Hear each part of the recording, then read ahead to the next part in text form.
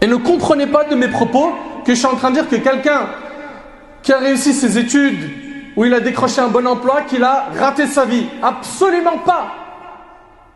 Mais ce que vous ne comprenez pas, c'est que ça, c'est une petite réussite. Il faut viser la grande.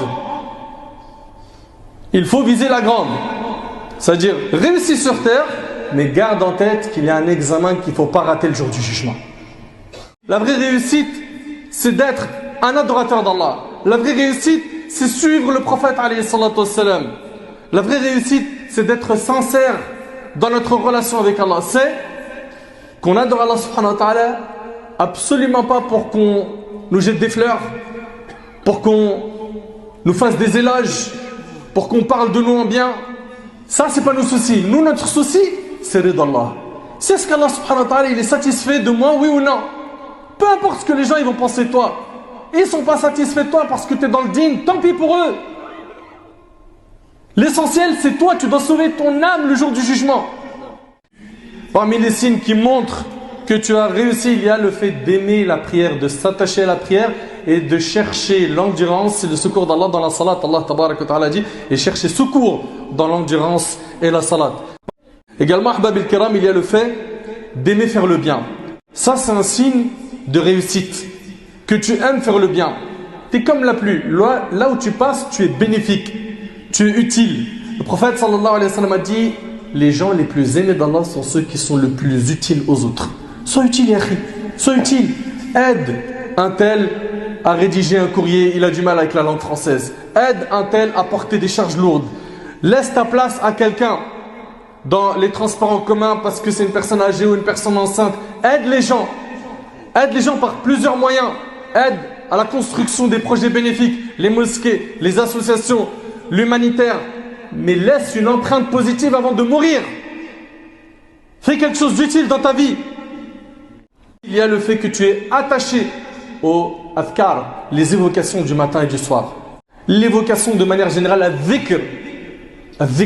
Subhanallah, Cheikh l'Islam ibn Taymiyyah, le matin du Fajr, au lever du soleil, il restait à évoquer Allah et il disait, voilà, ça c'est mon repas. Si je ne le prends pas, j'ai pas de force. À faire du dhikr. On en est où nous par rapport au dhikr? On parle de quoi? H24, dunya, toute la journée on parle de ce bas monde. Vous en avez pas marre? Parlez d'Allah, évoquez Allah.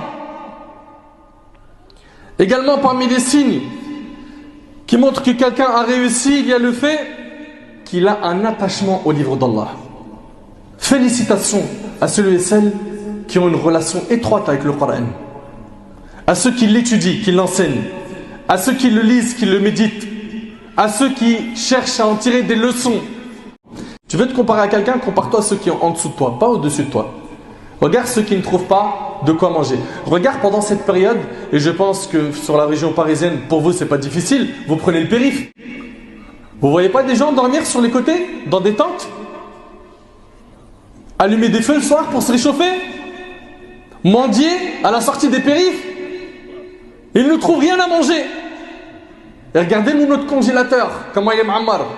Le frigo, comment il est chargé. On a tout.